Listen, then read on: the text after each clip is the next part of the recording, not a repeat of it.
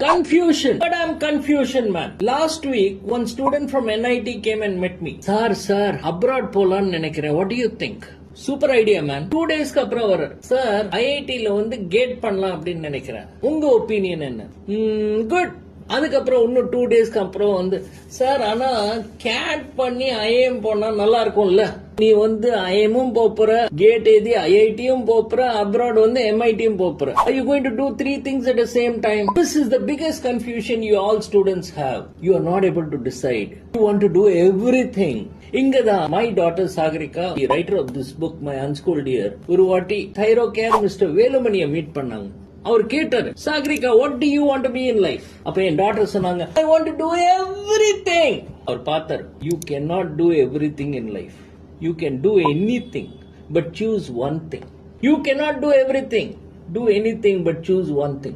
What is the one thing that you